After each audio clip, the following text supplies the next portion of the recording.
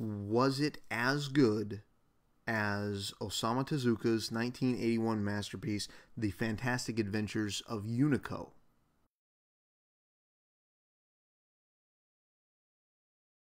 I guess I do reviews now. So this is my review of Captain America Civil War, released 2016, and it's very good. It's going to be the best part of the movie. So I went with my brother, and one of the best parts of this movie is Captain America, for whatever reason, has to go undercover. And when he does, he puts on a disguise, puts on a ball cap and some sunglasses. So I lean over to my brother and I say, "Hey, look at that good disguise. No one's going to spot him." He gets a chuckle. Later, Sam Wilson, the Falcon, he's also in disguise, meeting up with Captain America. He's got on ball cap, sunglasses. He leans over to me and says, "Hey, good thing he brought his disguise." Then they meet up with someone else, not wearing ball cap, sunglasses. They don't have a very good disguise. We're a little disappointed in it. But that was the best part of Captain America Civil War. The worst part was that there wasn't more heroes involved, and I was kind of bummed about it that I didn't get to see Daredevil in it. Agents of S.H.I.E.L.D. is a show that I'm watching currently, and I'm kind of bummed that none of the Inhumans, the characters with powers from that show, were in it. Seeing as how kind of the story revolved around this legislation that was going to monitor superheroes, or monitor people with superpowers anyway.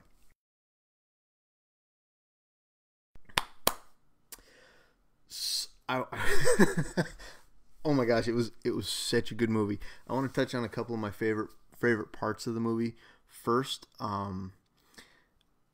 Ant-Man was in the movie, as most people saw from the trailers, but he's so damn funny. He had some of the best lines.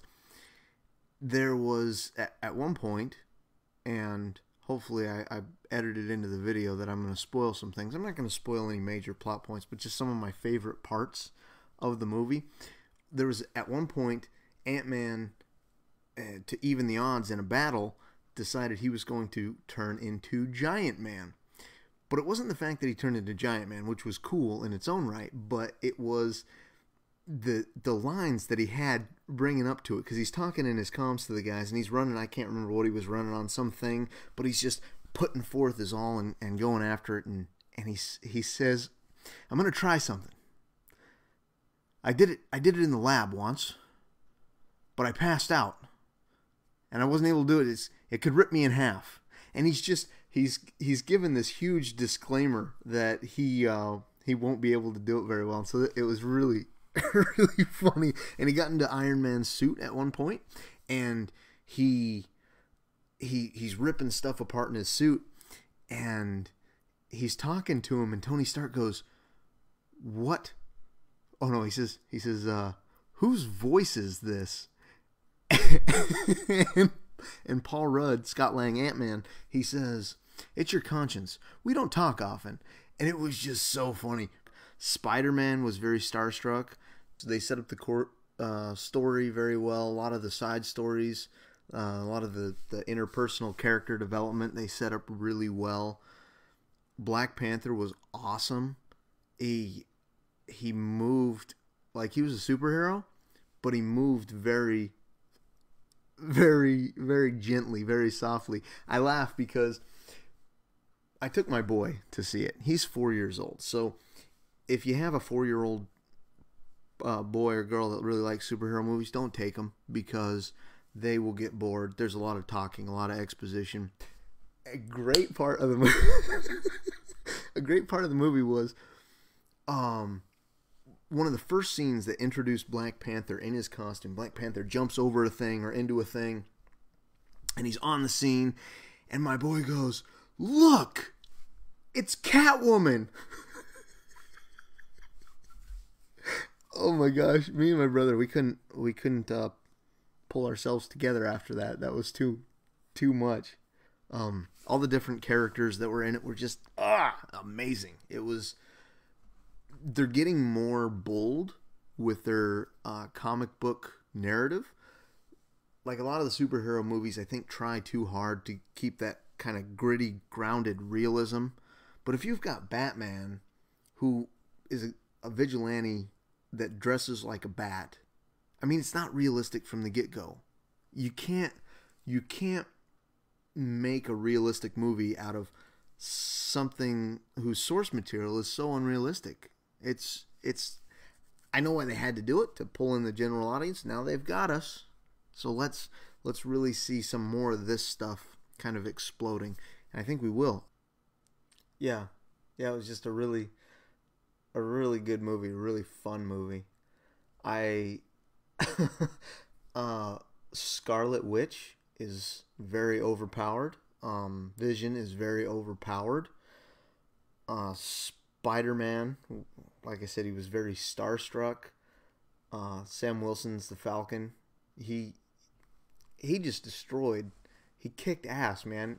They made him into a real badass. Like, they didn't in Winter Soldier. He wasn't that impressive, but in Civil War, he really made the most out of his movements. I think my favorite part of the movie was Ant-Man. The villain was good too. Baron Zemo. Well, it wasn't Baron Zemo. It was just Helmut Zemo. A big spoil right here, right now. I'm going to say it again because I was trying not to give off too many of the plot points, but I'm going to give off a major one because I want to talk about the way they handled Zemo at the end. They defeated him, kind of, but they kept him alive, which is great. They've been killing off too many of their villains. Like, I didn't like that they killed off Ultron. They should have had James Spader come back and voice him again. I didn't like that they killed off, who was the bad guy in Ant-Man? Can't remember his name, but they killed him off. Not a big fan of that. The Dark Elf guy, they killed him off. Ronan the Accuser, they killed him off. Red Skull, they killed him off.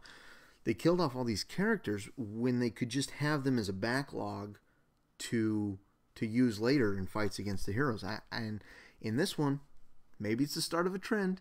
You know, here's hoping, but they didn't kill him off or get rid of him. So he should be back, I think. I hope. So, question you might have yourself is, should I go see Captain America Civil War? And the answer is absolutely yes. You should go see it. What about a second time? Yeah, you see it a second time. I went and saw it with my brother. I just told my wife this evening that we need to go see it before I head back to work in a week. So I'm going to go see it again.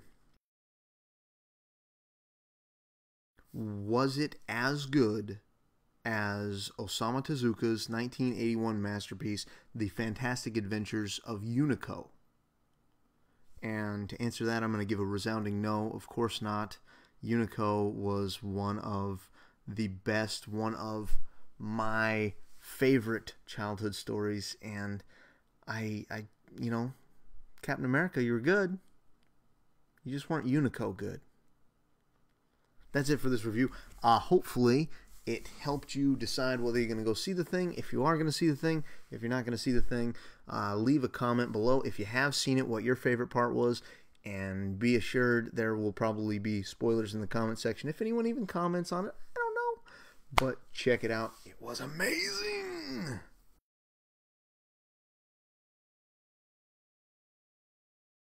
Not as good as Unico, though. Just want to, throw it out there one more time.